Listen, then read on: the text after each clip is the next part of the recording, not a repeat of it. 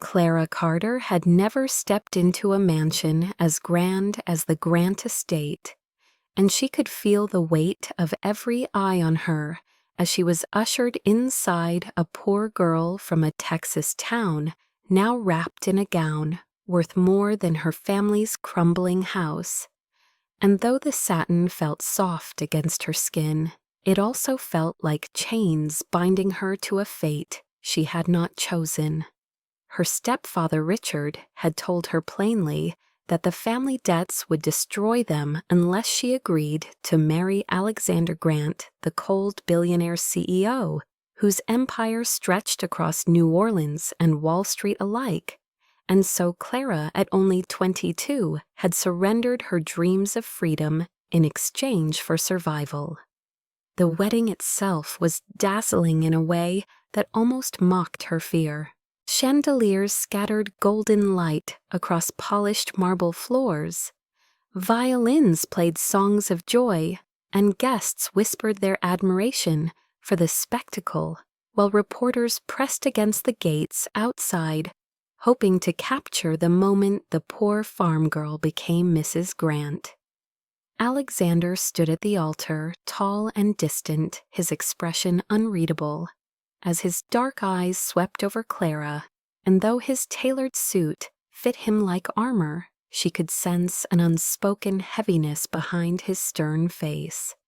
When they exchanged vows, his voice was even steady, almost detached, and Clara repeated the words with trembling lips, sealing a bond she could not escape.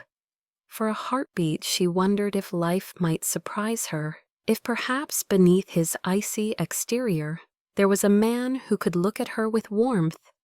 But the thought faded as quickly as it came. Applause erupted when the ceremony ended. Champagne glasses lifted high guests praising the union as a perfect marriage of power and strategy. Yet Clara felt no triumph. She smiled only because she had to for the cameras and for the family who had thrust her into this role, but inside she was hollow. As dusk painted the estate in shades of violet, Alexander excused himself, saying he needed a short drive before returning for the celebration, and his gaze lingered on her in a way that suggested unfinished words. Minutes later, the night split open with the sound of sirens and whispers spread like wildfire through the ballroom.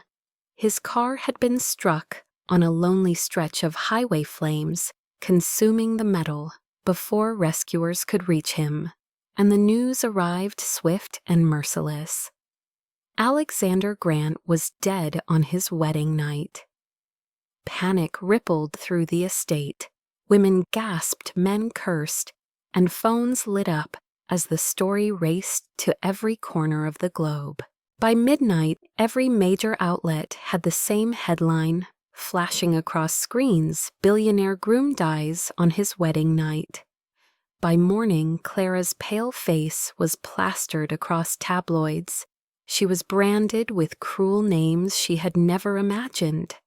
The one-day widow, the ghost bride of Wall Street.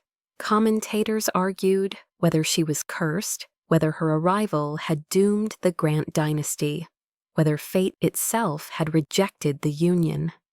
Protesters gathered outside the gates with signs calling her a gold digger and a bringer of misfortune. She sat in the bridal suite, the gown clinging to her like a funeral shroud, and she could not cry because the reality was too enormous to comprehend. In the space of a single night, she had been forced to transform from reluctant bride to grieving widow, from anonymous waitress to the most pitied and despised woman in America. Her stepfather muttered that at least the contract was valid and the Carter family would survive, but the words meant nothing. The grandeur of the estate felt like a tomb, the air colder than the desert nights back home. As the first light of dawn seeped through the tall windows, Clara pressed her palm against the glass and watched the reporters waiting with their flashing cameras, their hunger for scandal. Insatiable, and a chill ran down her spine as she whispered into the silence of the vast room. A question she could not suppress: what kind of life begins with a funeral? The day after the accident, the Grant estate became a stage of whispered judgment and veiled contempt, and Clara stood in the center like an unwilling actress trapped in a play. She never auditioned for her white dress, already exchanged for a morning gown that swallowed her slender figure. Margaret Grant, the matriarch of the family, announced with a voice sharp as glass that Clara would prove her loyalty to the memory of Alexander by keeping vigil at the mausoleum, the stone structure where generations of the Grant lineage lay entombed. Clara had never seen anything like it.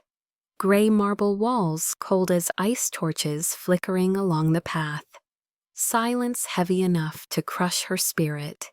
Olivia, her cousin, who had grown up with every privilege Clara never knew, smirked as she passed and whispered loud enough for everyone to hear that Clara was nothing but a curse, a farm girl who had brought tragedy into a house of power. The words burned deeper than fire, and Clara clenched her fists, holding back tears, knowing that to answer would only feed their cruelty. Reporters outside the gates caught the story of the vigil within hours, and headlines mocked her again, calling her the widow in chains, the girl forced to kneel in the cold as punishment for bad luck. Clara obeyed because defiance would mean disgrace, not only for her, but for the fragile family she had left behind in Texas. She knelt on the stone floor of the mausoleum as night settled in her knees, throbbing her breath, turning to mist in the damp air. The coffin prepared for Alexander rested only feet away, its carved lid gleaming faintly under the flickering light. She could not bring herself to look at it for long. The thought that she was now a widow in her very first hours of marriage was too heavy to accept. Yet Olivia returned before midnight, sweeping into the mausoleum in her velvet cloak, her face painted with false grief and genuine contempt. "You do not deserve the Grant name," she sneered, circling Clara like a predator taunting prey. "Even dead he was too good for you, and had he lived, he would have cast you aside within a month." Clara pressed her lips together and remained silent, but inside she burned with humiliation, so fierce she wanted to scream. Still she endured, because to give them her anger would be to confirm the portrait of a hysterical farm girl painted by the tabloids.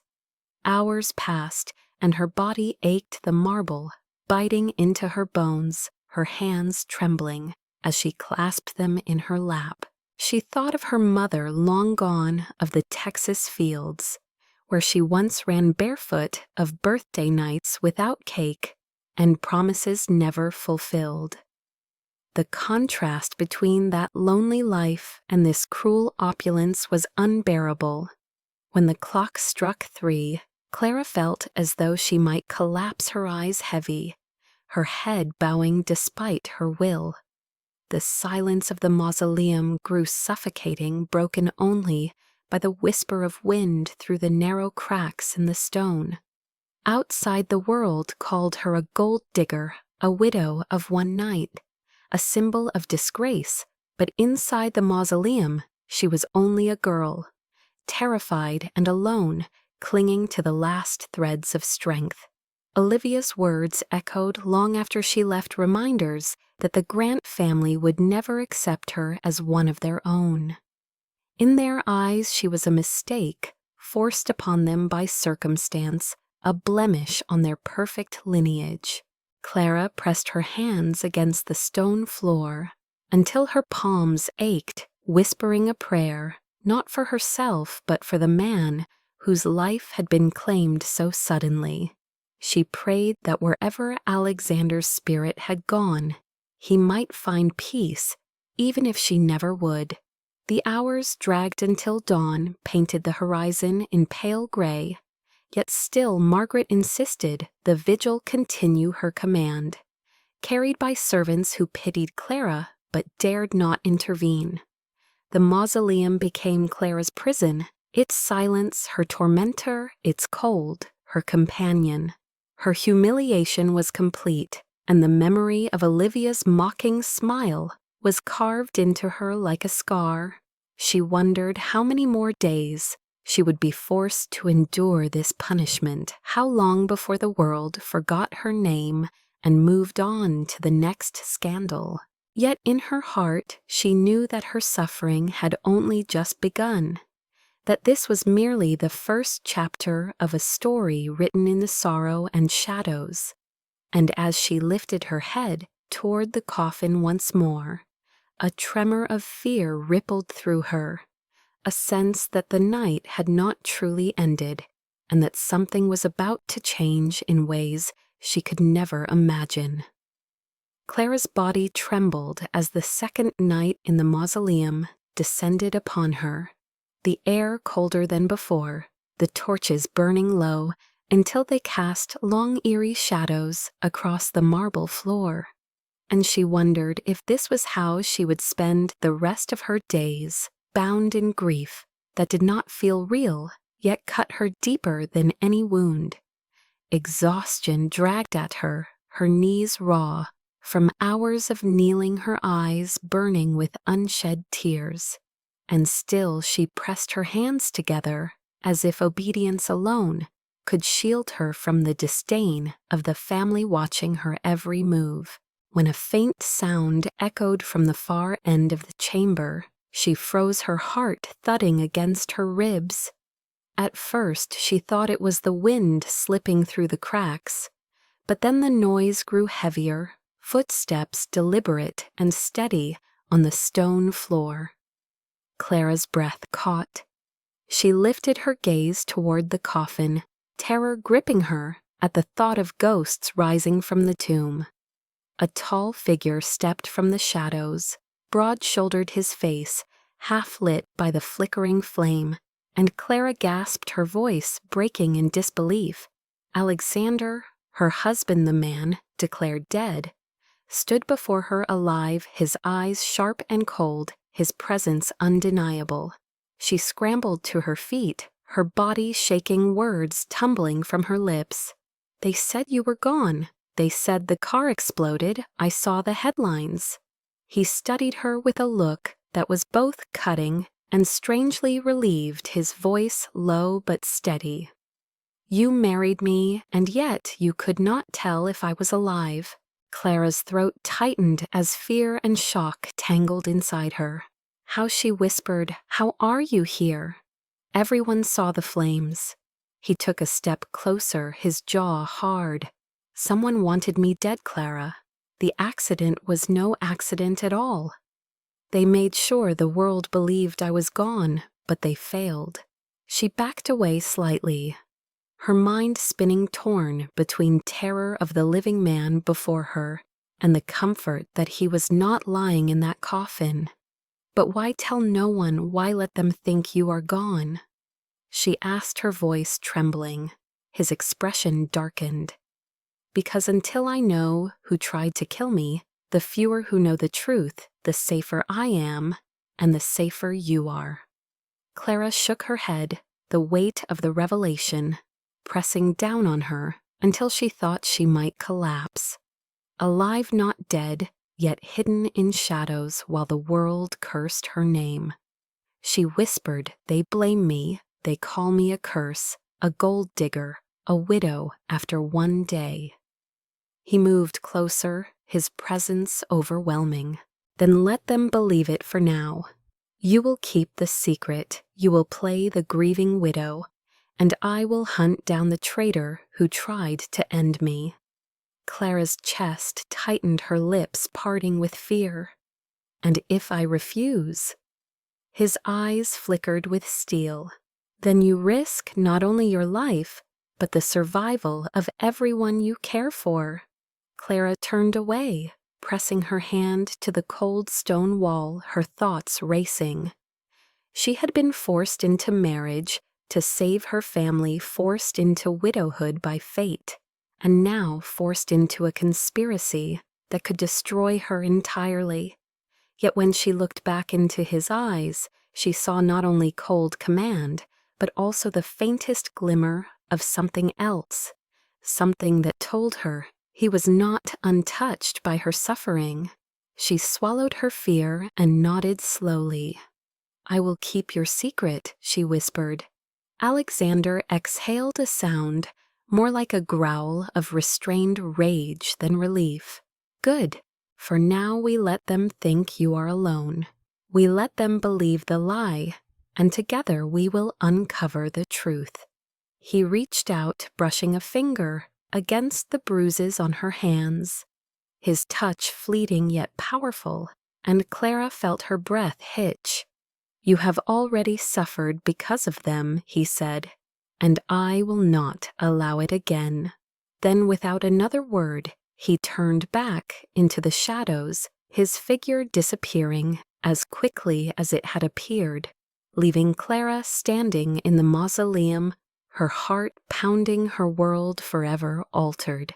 She sank back to her knees, the flickering torchlight trembling across the marble, and whispered to herself, "Alive, he is alive, and nothing will ever be the same again." The next morning, Clara walked out of the mausoleum with a stiffness that made every step feel like her body was wrapped in chains. But behind her weary eyes burned the secret she could not share with anyone. Alexander was alive when the world believed him dead alive, while reporters branded her a ghost bride alive and hiding while she endured humiliation. She repeated his words in her mind that she must play the grieving widow while he searched for the truth. And though fear gnawed at her, she knew she had no choice but to obey. The Grant family gathered in the grand hall that afternoon. Black attire and solemn faces, displayed for appearances, yet Clara could feel the daggers in their stares. Margaret spoke with icy dignity about the honor of the family, about appearances to be maintained before the press, and she announced that Clara would attend a memorial banquet that night as the symbol of Alexander's lost future. Clara bowed her head, silent though inside she quaked. That evening the estate swelled with guests, business partners, politicians, society wives, and the air was thick with curiosity. Clara stood in the corner of the marble ballroom, her black dress clinging like morning silk, her face pale under the gaze of dozens. She heard the whispers behind gloved hands. She was a farm girl who cursed the Grant fortune. She was a gold digger who had trapped a billionaire only for him to die. She was bad luck wrapped in lace. Clara clenched her fists at her side, her knuckles white, trying to keep her composure. Olivia took delight in circling her like a vulture, her voice cutting. "Do you really think you belong here, Clara?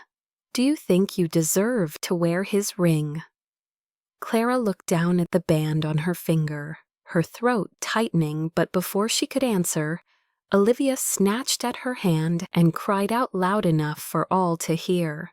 "She stole this. This is not hers." Gasps rippled through the room. Heads turned. Clara froze, heat flooding her face, as Olivia raised her hand high for the crowd to see.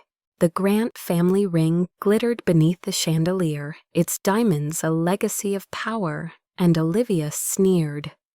"A girl like you cannot possibly own this. You must have taken it."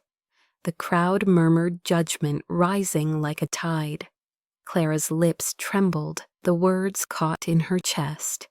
She wanted to cry out the truth that Alexander had placed it on her finger, that it was her wedding ring, that he still lived, but she could not. To speak would betray the pact. Her silence was nearly her undoing until a voice cut through the chaos, cold, commanding, unmistakable. She did not steal it. It was my gift. The room fell silent. Clara's heart leapt and nearly broke all at once. Alexander stood at the edge of the crowd, his tall frame wrapped in the dark of his suit, his eyes fierce as they locked on Olivia. Gasps surged again, disbelief echoing across the marble floor. Some thought they were seeing a ghost, others a miracle. He strode forward, his presence swallowing the whispers. And when he reached Clara, he took her hand firmly, his voice ringing out. "This woman is my wife. The ring belongs to her because I gave it." His declaration cut through every doubt, his authority silencing even Margaret for a moment. Olivia's face drained of color, her lips parting, but no sound escaping. Clara felt her knees weaken as Alexander's hand steadied hers, the warmth of his touch anchoring her in the storm.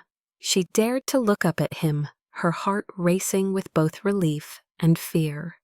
He was here openly defying the lie, yet she knew it was a risk, that enemies lurked in every corner. But in that moment, before the watching eyes of the elite, Alexander Grant had claimed her, protected her, and for the first time since the wedding, Clara felt the fragile spark of safety. She swallowed, nodded faintly, and clung to the promise hidden in his words. She was his wife, and perhaps she was not as alone as she had believed. The shock of Alexander's sudden appearance at the banquet should have silenced the rumors, yet in the age of hungry headlines and endless screens, the story twisted into something even more vicious. By morning, the media machine was spinning at full speed, feeding millions with the spectacle of Clara Carter, the farm girl from Texas, who had become the widow of a billionaire overnight. Reporters outside the Grant estate shouted questions, their cameras flashing like lightning. Did she fake his death? Was she in on some scheme? Was she a gold digger who had cursed his fortune? Every tabloid screamed with sensational titles, one calling her the Black Widow, Bride another, the Curse of Wall Street, and late-night hosts mocked her with cruel jokes. Clara could barely step outside her room without the sound of protesters chanting at the gates. They carried signs that read "Widow of One Day" and "Murderess in Pearls." Margaret Grant summoned Clara to the drawing room and spoke with her voice dripping disdain. "You will keep your head down, you will not speak to the press, and you will remember that this family has a reputation to preserve." Clara bowed her head in obedience, though her heart trembled with humiliation. In the quiet of her room, she scrolled through articles on her phone, each headline cutting deeper than the last. A commentator said she had clawed her way into the Grant fortune. A gossip columnist speculated that she had seduced Alexander and brought him to ruin. Clara shut the screen and pressed her palms to her eyes until tears slid down her cheeks. The weight of strangers' hatred felt unbearable. Yet when she thought she might crumble, Alexander appeared at her door, slipping into the room like a shadow. His eyes burned with fury at the sight of her distress. "Do not listen to them," he said firmly, his voice low but steady. "They do not know you. They know only the story they were fed." Clara shook her head, whispering, "They think I am a monster. They think I am the reason you died." His jaw tightened, his hand resting against the back of the chair beside her. "Let them think what they will. You are mine, Clara, and I will not allow them to destroy you."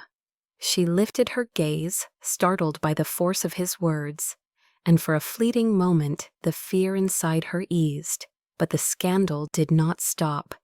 Each day new articles surfaced painting her as greedy, unworthy, cursed.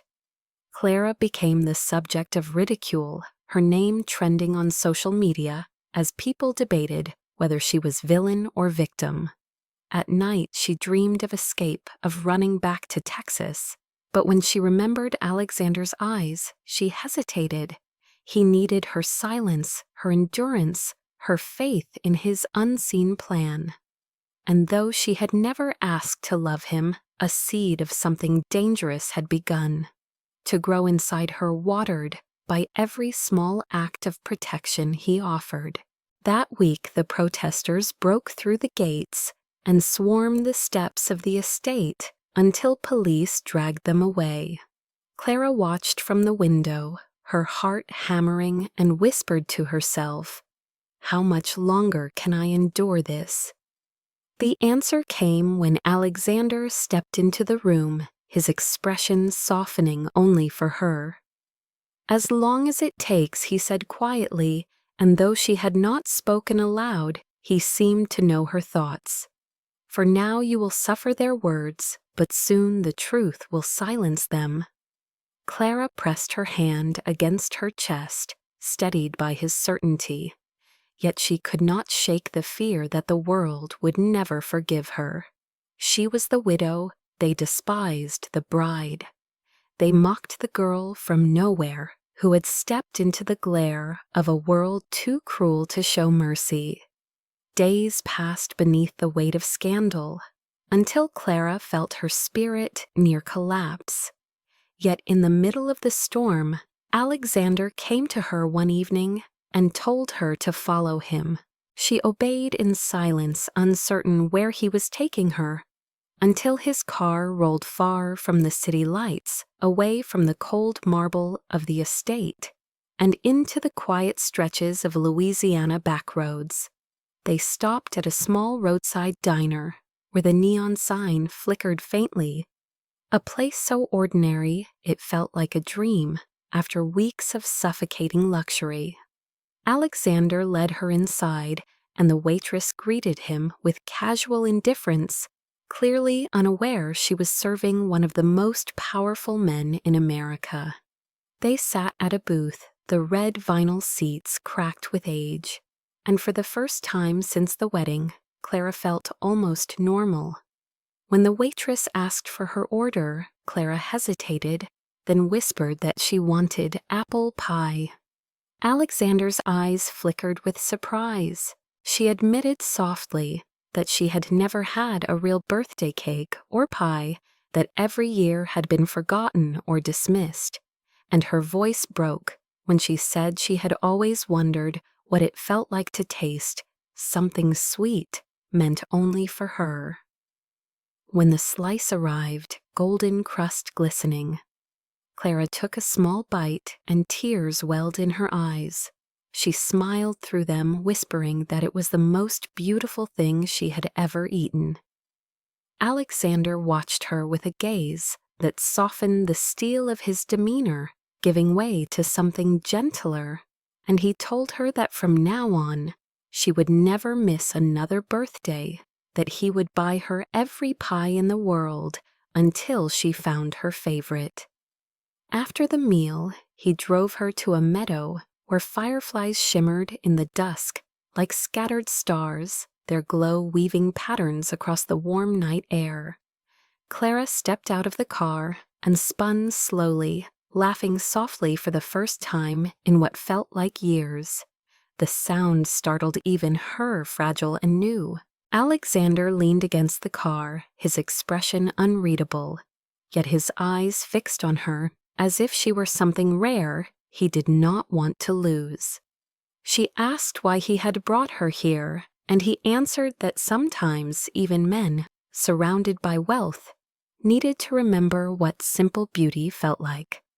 A radio inside the car hummed with the strains of old jazz, a song slow and filled with longing. Without speaking, he extended his hand. Clara stared at it, hesitant, then placed her fingers in his. He pulled her close and began to guide her into a slow dance beneath the stars, the grass brushing their feet, the fireflies circling like blessings. She leaned against him, feeling the steady beat of his heart, and for once she was not the widow, mocked by headlines, but simply a woman held by a man who might one day learn to love her. The rhythm carried them gently, his hand firm on her waist, her cheek resting against his chest. And though no vows were spoken in that field, she felt as if something had been promised.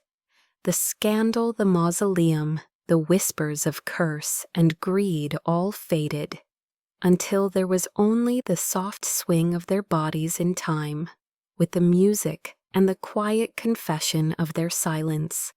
When the song ended, she looked up and whispered, "Thank you," not only for the pie or the fireflies, but for reminding her that life could hold moments of sweetness, even in the midst of despair. He brushed a strand of hair from her face and told her that as long as she was with him, she would never again be forgotten. They stood together in the meadow until the fireflies dimmed and the night deepened, and in that fragile pocket of peace, Clara allowed herself to hope that perhaps her marriage born in grief might one day be reborn in love. The fragile peace of that night did not last, for the Grant family was a house of ambition and secrets, and Clara soon found herself dragged back into the storm. Days after the diner and fireflies, Alexander left the estate under cover of business, telling her he would return soon, and in his absence Olivia struck. The cousin who had always mocked her now appeared with photographs she claimed proved Clara's betrayal. In the images, Clara was seen dining with a man, wearing a mask, the silhouette unmistakably tall, the eyes concealed, and though Clara knew the truth, that it was Alexander in disguise, the world did not. Olivia leaked the photographs to the press, and within hours the scandal spread like wildfire. Morning shows declared that the one-day widow had moved on to a lover. Late-night hosts jeered that she could not wait even a week before seeking comfort, and hashtags branded her as shameless. Crowds gathered outside the estate, again shouting insults and demanding she confess. Clara's heart sank as she scrolled through the headlines, her hands trembling. She whispered that no one would believe her if she told the truth, that the secret she had promised to keep was now the noose tightening around her. Margaret called for a meeting in the Grand Hall, a tribunal of sorts, demanding Clara face the family and explain herself, and to heighten the humiliation, the gathering was broadcast through a live stream that reached every news outlet. Cameras lined the Marble Hall, reporters tuned in across the world, and Clara was led forward like a criminal to the stand. Margaret sat at the head of the table, Olivia smirking at her side, Richard leaning back with a look of triumph, and Clara stood trembling beneath the gaze of both family and millions of unseen eyes. The accusations began at once. Olivia held up the photographs, her voice dripping with venom. "Here is the proof," she declared the widow, cavorting with a mysterious lover, while the world still mourned Alexander. Clara shook her head, her voice breaking, as she whispered that it was not what they thought. But Margaret cut her off with a thunderous command to confess. The chat of the live stream exploded, with insults, viewers typing curses and mocking her, some demanding she be cast out, others calling for investigations. Clara's knees weakened, her throat dry, and she closed her eyes, praying for some miracle. And then the hall hushed as heavy footsteps echoed across the marble floor. A man stepped into view, broad shoulders and familiar stance, and with deliberate slowness, he reached for the mask he carried in his hand. Gasps filled the chamber as Alexander revealed his face alive, before all his eyes blazing with fury. The cameras caught every detail, the live stream feeding the world with the resurrection of a man once declared dead. The man in those photographs, Alexander declared, was me. His voice cut like steel, and the silence that followed was absolute. Reporters stumbled over themselves to relay the revelation. Social media erupted with shock, and Clara felt her breath rush back into her lungs. Alexander crossed the hall to stand at her side, his presence commanding his hand, steady on her shoulder. "This woman has done nothing but suffer for me," he continued, "and you dare drag her name through the mud. She is my wife. The world will remember that." Olivia stammered, her face pale, insisting that she had been deceived, that she did not know, but Alexander silenced her with a single glare. Margaret tried to salvage dignity, speaking of family honor, but the live stream had already turned. Millions watched as Clara was vindicated, the comments shifting from scorn to awe. The cruel widow, transformed before their eyes into a victim wrongly accused. For Clara, the moment was overwhelming. She stared at Alexander, her heart pounding her soul, torn between gratitude and terror. His return changed everything. The secret was no longer theirs alone. Now the world knew he was alive, and the stakes were higher than ever.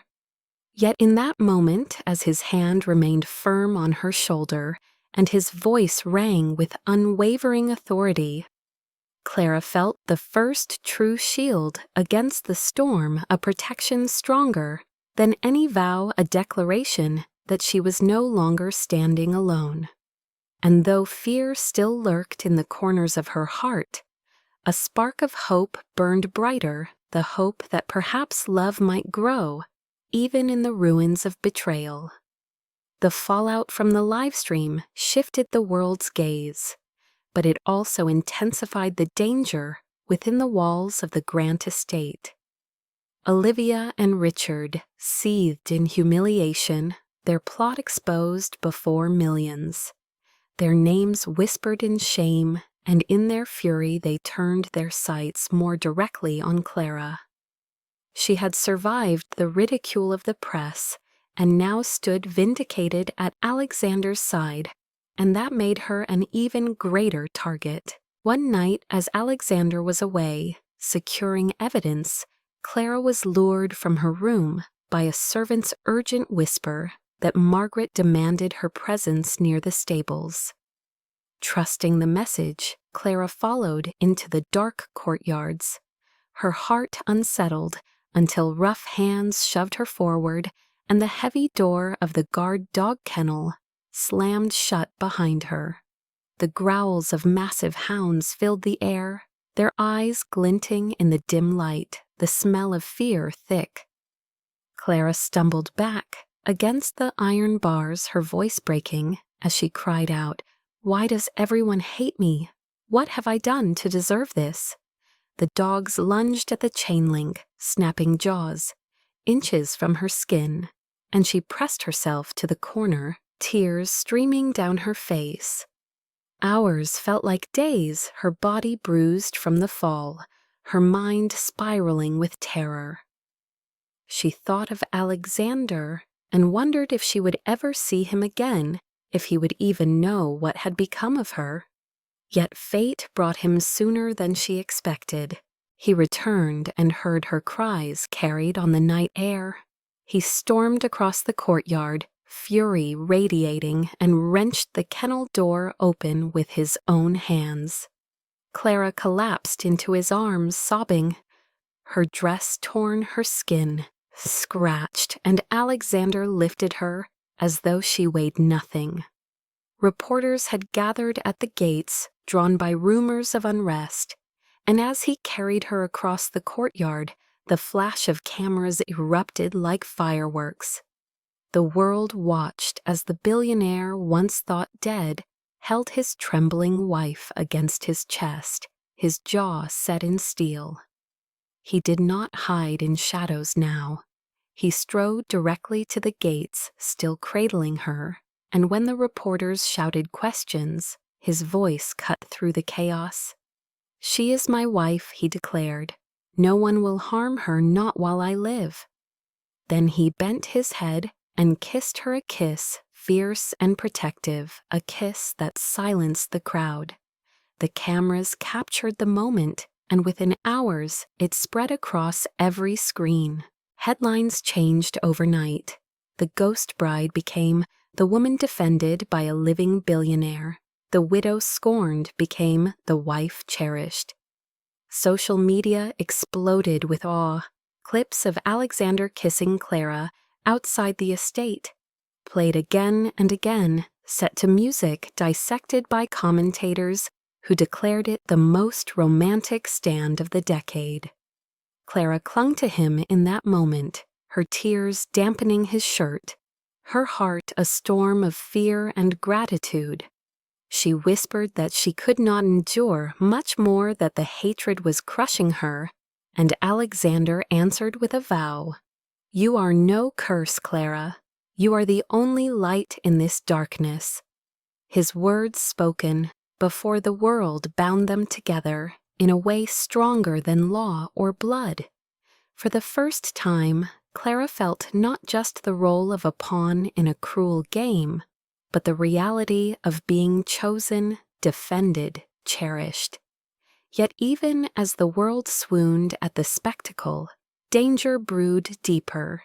Olivia and Richard vanished from sight, retreating into shadows where plots were forged, and Clara knew that the battle was far from over. Still that night, as she lay safe in Alexander's arms, the echo of the cameras flashing outside the estate, she allowed herself to believe in the possibility of love. She replayed the kiss in her mind, the words he spoke, the way his eyes softened when they met hers, and she whispered into the darkness that perhaps her life, once bound in humiliation, was being rewritten into a story of defiance and devotion. The public romantic stand had shifted the tide of opinion in Clara's favor, but inside the grand empire, storms raged more violently than ever. Alexander knew the attempt on his life had not been a random act, but a calculated strike, and he spent sleepless nights, tracing every thread of evidence, while Clara healed slowly from her ordeal. Her bruises faded, but the scars of fear lingered, and yet she drew strength from the way he held her hand in quiet moments, the way his eyes lingered as if to assure her she was not alone. Weeks of investigation came to a climax when Alexander discovered bank records and correspondence that tied Olivia and Richard directly to the sabotage of his car. The revelation struck him with both fury and grim resolve. Betrayal from outside he could accept, but betrayal from within his own blood was a wound deeper than any blade. He summoned Clara to his side in his private office, laying the documents before her, his voice steady but cold. "It was them," he said, "the ones who called you a curse, the ones who mocked you. They tried to end me." Clara covered her mouth in shock, tears springing to her eyes, but beneath the grief was a fire of vindication. She had suffered under their cruelty, and now the truth would come to light. Alexander decided the world would hear it not in whispers but in thunder. He called for a press conference in New York, inviting every major outlet, every investor, every critic. The day arrived with the city, buzzing cameras swarming the hotel ballroom, the stage set with the Grant emblem glowing behind the podium. Clara stood at his side, her palms damp with nerves, her heart pounding as the crowd pressed closer. The air smelled of perfume, ink, and ambition. Alexander stepped forward, his tall figure commanding the silence, and when he spoke, his voice carried like a gavel. "I was never dead," he announced, the words slicing through the room. Gasps erupted, reporters scribbled frantically, and flashes blinded Clara as dozens of cameras captured the moment. He lifted Clara's hand and declared, "This is my wife, Clara Grant. She has been mocked, slandered, and called cursed, but she stood by me while others betrayed me." Olivia burst from the side aisle, her voice shrill that marriage was mine. She screamed I was meant to be his bride. The crowd turned as chaos rippled, but Alexander's glare silenced her. "Thank you, Olivia," he said coldly, "because without your lies and schemes, I would never have found Clara." Reporters shouted questions, demanding proof, demanding explanation. And Alexander laid out the evidence, the transfers, the recorded conversations, the signatures. Richard was dragged forward by security, his face pale, his protests drowned by the roar of the press. Olivia's tears streaked down her cheeks, but the world was no longer hers to manipulate. Clara stood trembling, but when Alexander's hand squeezed hers, she found her voice. She looked out over the sea of cameras and whispered, "I only ever wanted to belong." Her words, soft yet carried by the microphones, struck the room into stillness. The scandal that had once painted her as a villain now transformed her into a symbol of endurance. The final blow came when Alexander turned to the press and declared, "The Grant fortune will no longer be ruled by deceit. With Clara as my wife, we begin again."